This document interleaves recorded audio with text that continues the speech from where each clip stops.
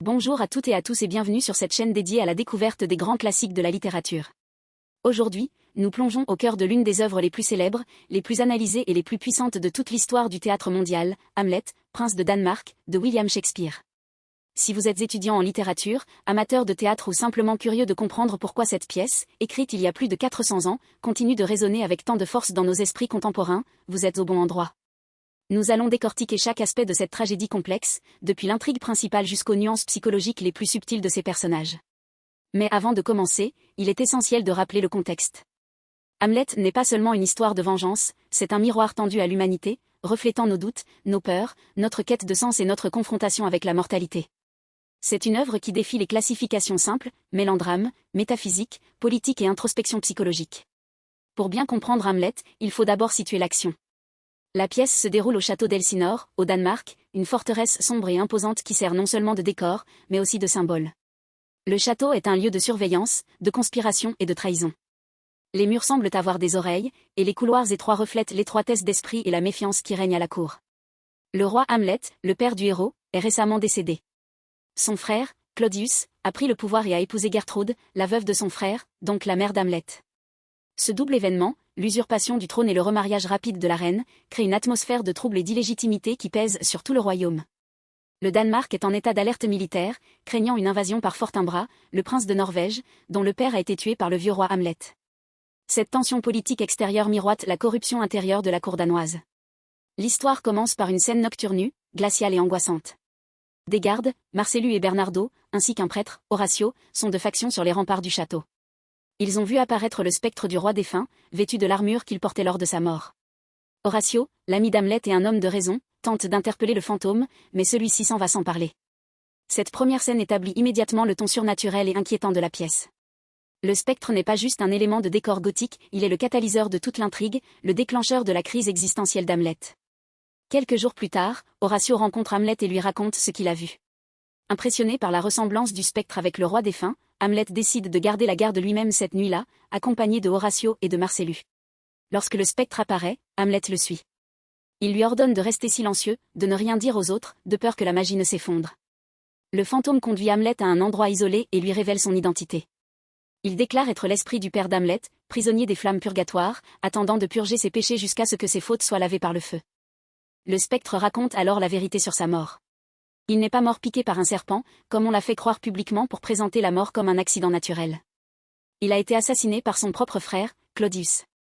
Le fantôme décrit le meurtre avec une précision glaçante. Alors qu'il dormait dans son jardin, Claudius s'est approché de lui et lui a versé du poison d'herbe mortelle dans les oreilles, un moyen de tuer rapidement et silencieusement. Le poison a figé le sang dans ses veines et a causé la formation de croûtes écumeuses sur sa peau, privant ainsi son âme de sépulture chrétienne normale. La demande du spectre est claire et terrible, il exige que Hamlet se venge de ce meurtre. Cependant, il ajoute une contrainte cruciale. Il ordonne à Hamlet de ne pas toucher sa mère, Gertrude. Il lui confie le soin de sa conscience à Dieu et lui demande de se concentrer uniquement sur Claudius.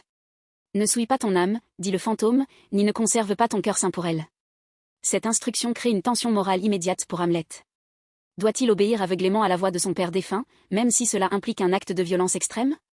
Doit-il juger sa mère, ou doit-il respecter la volonté paternelle de l'exclure de la vengeance directe?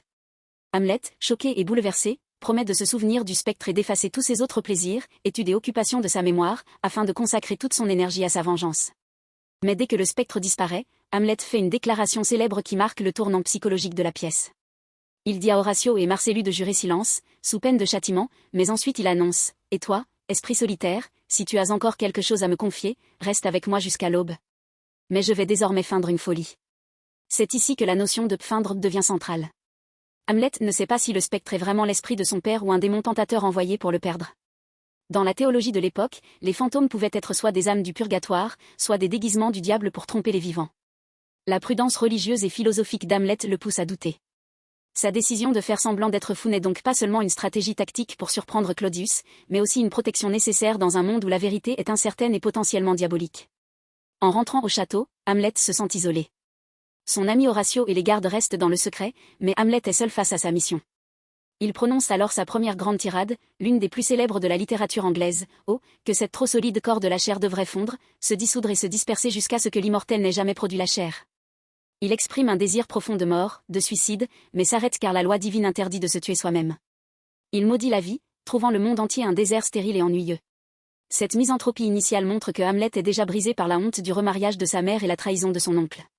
Peu après, Claudius et Gertrude interrogent Hamlet sur sa tristesse. Ils lui demandent de cesser de porter le deuil noir, soulignant que le roi défunt est aussi leur père, et leur mariage est une joie. Claudius essaie d'agir en père bienveillant, mais Hamlet répond avec une acuité mordante. « Je semble, monsieur, c'est bien, mais je suis beaucoup plus que ce que je ne semble. » Il reconnaît implicitement qu'il joue un rôle. Plus tard, il confie à Horatio qu'il ne peut pas sincèrement simuler la joie devant eux, car cela serait une insulte à la mémoire de son père et une hypocrisie intolérable. Claudius, conscient du mécontentement d'Hamlet, décide de l'envoyer en Angleterre avec 2 courtisans, Rosencrantz et Guildenstern. Mais avant cela, il demande à ses 2 anciens amis d'enfance d'Hamlet de venir à la cour. Claudius et Gertrude espèrent qu'ils pourront découvrir la cause de la folie de Hamlet. Rosencrantz et Guildenstern acceptent, trahissant ainsi amicalement leur ancien ami au service du roi. Cette scène met en lumière la corruption générale de la cour, tout le monde sert Claudius, et l'amitié est mise à prix. Quand Rosencrantz et Guildenstern arrivent, Hamlet les accueille avec une intelligence cruelle. Il devine rapidement qu'ils ont été engagés par le roi et la reine. Il leur parle de la vanité du monde et de la décadence humaine, utilisant des métaphores complexes pour les éloigner. Quand ils essaient de l'interroger directement, Hamlet évite les réponses claires, jouant sur les mots et les doubles sens. Il utilise même le jeu de mots sur le mot neutre, neutral no, signifiant hocher la tête ou être neutre, mais aussi lié à l'instrument musical, pour se moquer d'eux. Il sent que leur présence est une intrusion dans son intimité spirituelle et émotionnelle. Pendant ce temps, Claudius apprend qu'Hamlet a arrêté ses études et qu'il passe son temps à errer dans les couloirs du château, parfois seul, parfois avec des acteurs. Intrigué, Claudius décide de tester Hamlet. Il organise une représentation théâtrale, l'œuvre Les Meurtres de Gonzague, mais y insère un passage spécifique qu'il a demandé aux acteurs d'ajouter. Ce passage imite le meurtre du roi Hamlet, un joueur vient au théâtre, s'endort dans le jardin, et un cousin de la victime lui verse du poison dans l'oreille. Claudius veut voir la réaction d'Hamlet. Si Hamlet montre de la culpabilité ou de l'agitation, cela confirmera les soupçons de Claudius ou lui donnera un indice sur ce que Hamlet sait. Avant la pièce, Hamlet a une conversation avec les acteurs. Il leur donne des conseils célèbres sur l'art dramatique, adoptez une simplicité dans votre action. Ne grinciez pas les dents sur la scène. Soyez modérés, conformes à la décence naturelle. Il critique ceux qui exagèrent et cherchent la vérité dans la performance. C'est une méta-commentaire sur la nature du théâtre lui-même, et sur la façon dont la réalité peut être reflétée et révélée à travers l'illusion scénique. La pièce commence. Claudius regarde attentivement Hamlet.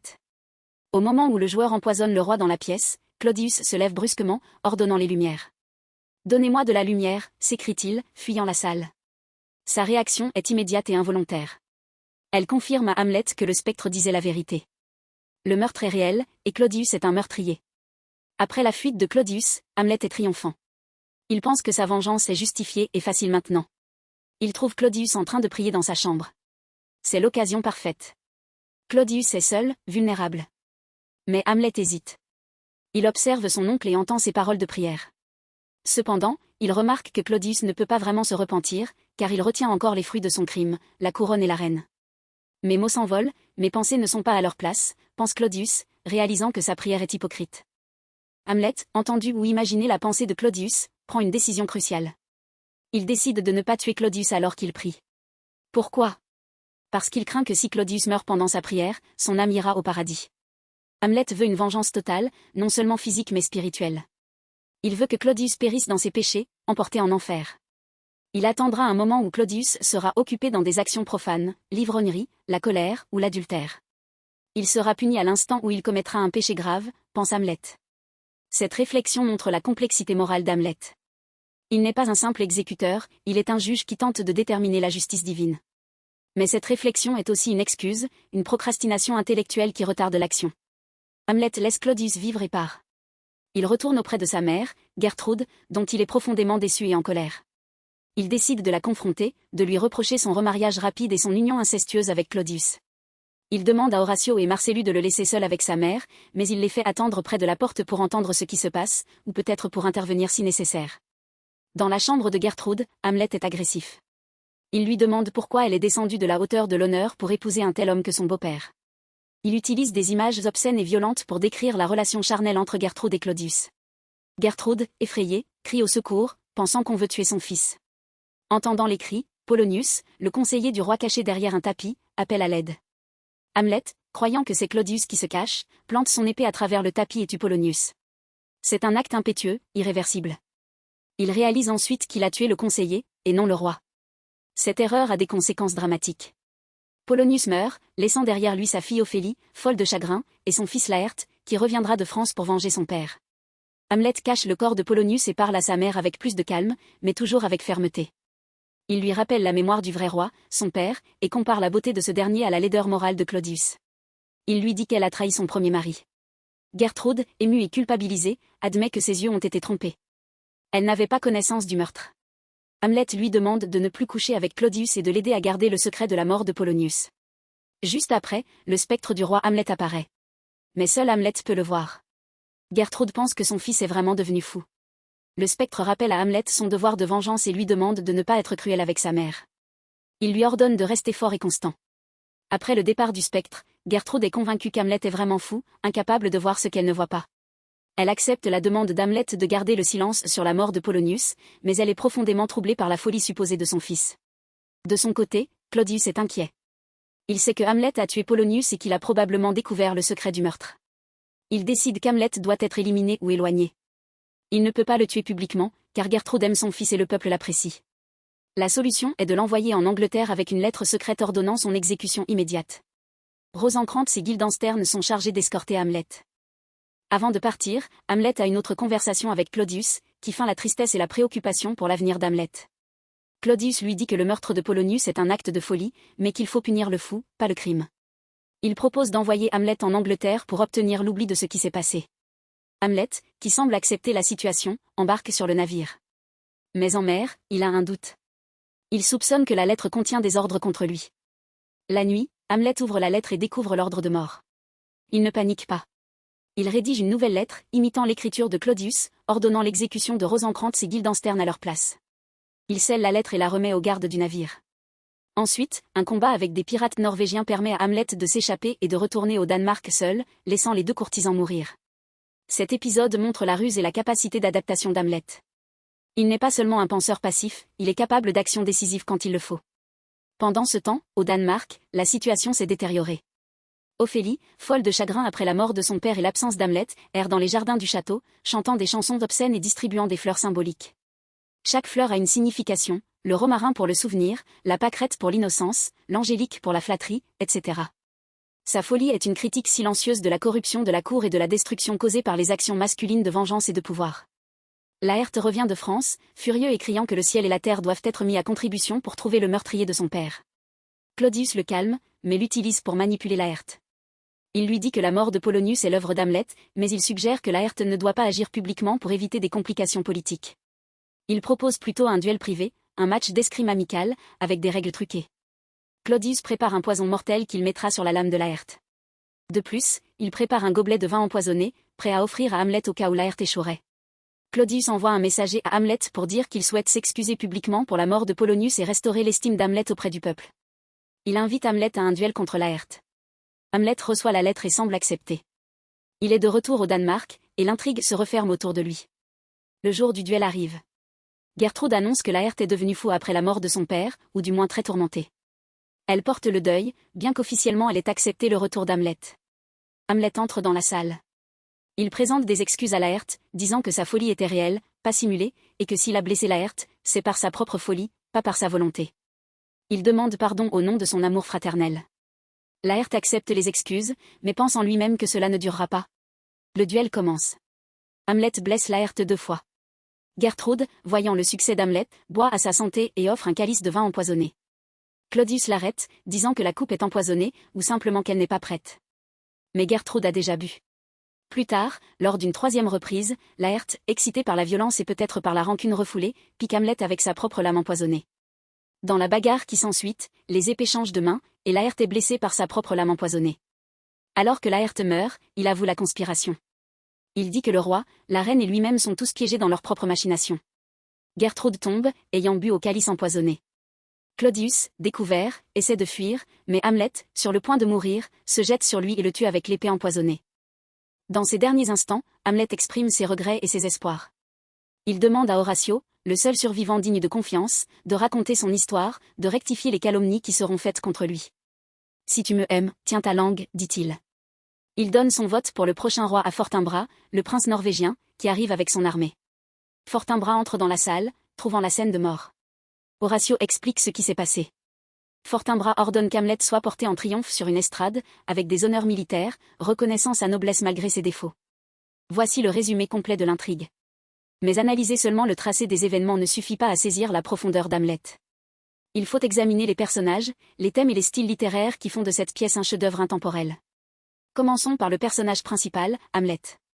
Il est souvent décrit comme un penseur, un intellectuel, un mélancolique. Mais est-il vraiment un homme d'action incapable ?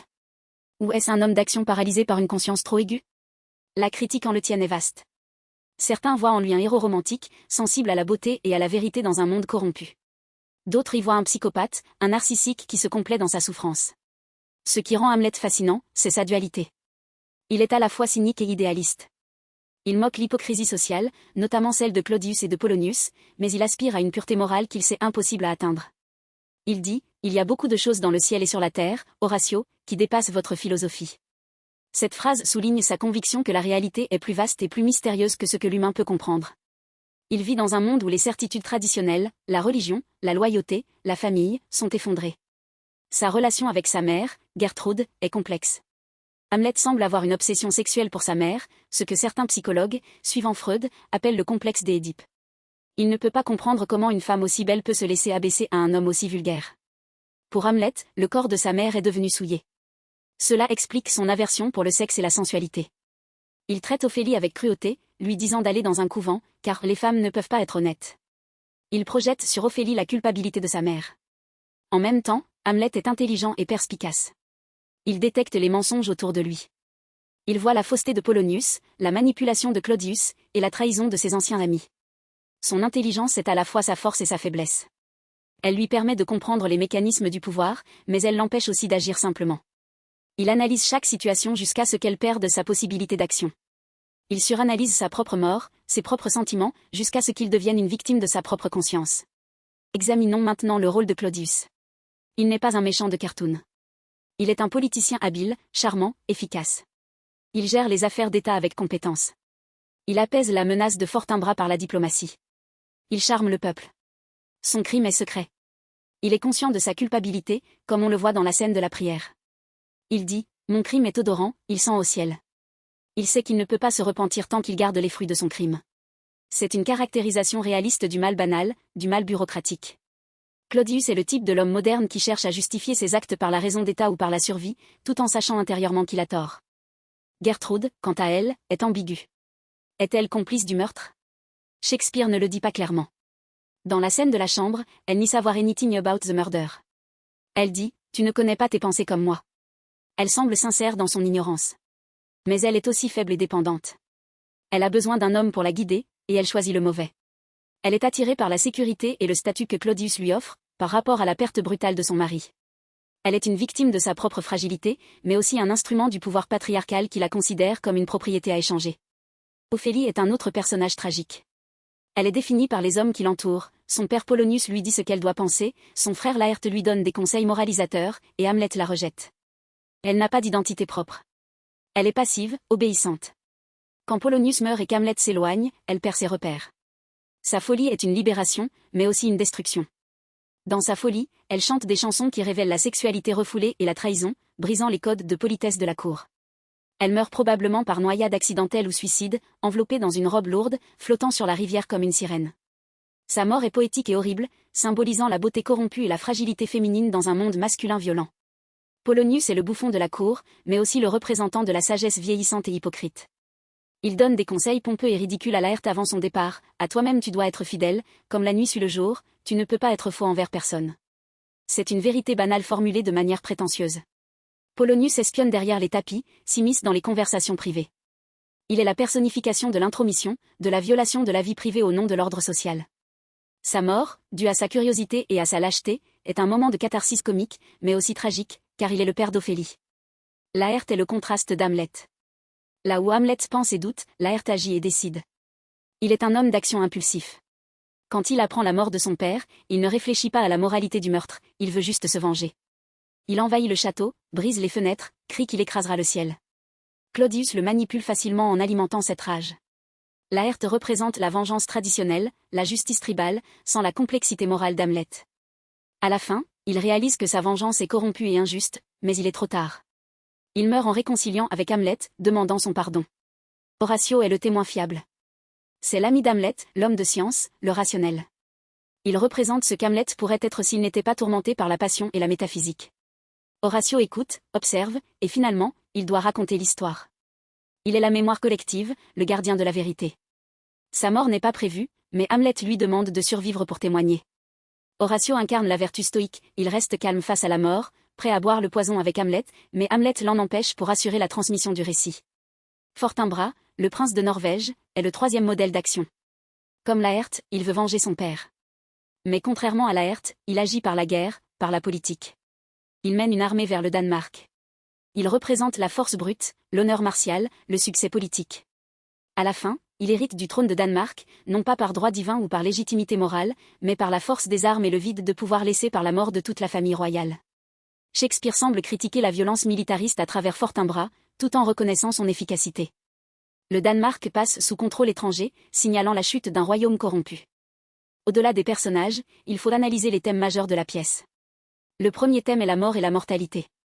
La pièce commence avec un fantôme, donc avec la mort. Elle se termine avec plusieurs cadavres. Hamlet médite sur la mort tout au long de la pièce. Dans la scène du cimetière, il tient le crâne de Yorick, le bouffon du roi défunt. Il réfléchit à l'égalité de la mort, Alexandre le Grand et un pauvre joueur d'échecs finissent tous deux dans la poussière, utilisée pour boucher les trous dans les murs. La mort est le grand niveleur, le destin inévitable qui détruit toutes les distinctions sociales et personnelles. Cette contemplation de la mort conduit Hamlet à se demander si la vie vaut la peine d'être vécue. Être ou ne pas être, telle est la question. Cette tirade est l'expression ultime du doute existentiel.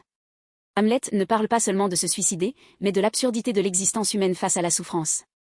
Devons-nous subir les coups de la fortune, ou prendre les armes contre une mer de troubles? Le problème est que nous craignons l'inconnu, le pays d'où aucun voyageur ne revient. La peur de l'au-delà nous empêche d'agir, nous condamnant à la souffrance passive. C'est une analyse profonde de la condition humaine. Un autre thème central est la folie. Qui est fou? Hamlet fait semblant, mais est-ce que sa simulation devient réelle? Ses discours sont parfois si déments, si hors sujet, qu'on peut se demander s'il perd vraiment contact avec la réalité. Ophélie devient folle, mais sa folie est sincère et expressive. Claudius et Polonius sont-ils fous de pouvoir? La pièce explore les limites entre la raison et la démence, et suggère que dans un monde irrationnel et corrompu, la seule réponse rationnelle est peut-être la folie. Le thème de la trahison et de la surveillance est omniprésent. Tout le monde espionne tout le monde. Polonius envoie son fils Laërte espionné par un serviteur en France. Polonius espionne Hamlet. Claudius espionne Hamlet avec Rosencrantz et Guildenstern. Hamlet espionne Claudius à travers la pièce. Les murs ont des oreilles. Cette atmosphère de méfiance générale crée un climat de paranoïa. La vérité est cachée, déformée, manipulée. Personne ne peut faire confiance à personne. C'est une critique acerbe de la société de cour, où l'apparence compte plus que la réalité. Enfin, le thème de l'action versus la pensée. Hamlet est l'incarnation du conflit entre l'intellect et la pratique. Il pense trop, il agit trop peu. Mais est-ce que l'action est toujours bonne? Claudius agit, mais pour le mal. Laërte agit, mais dans la rage. Fortinbras agit, mais par conquête. Hamlet cherche une action juste, morale, divine. Il ne peut pas agir tant qu'il n'est pas sûr de la justice de son acte.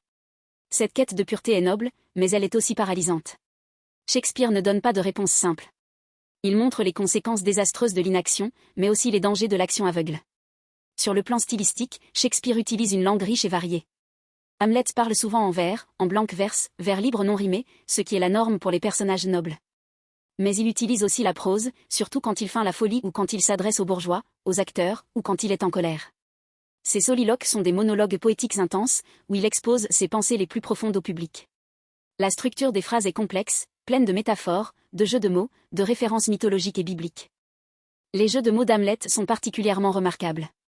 Il utilise l'ambiguïté linguistique pour cacher sa vraie pensée ou pour attaquer ses adversaires.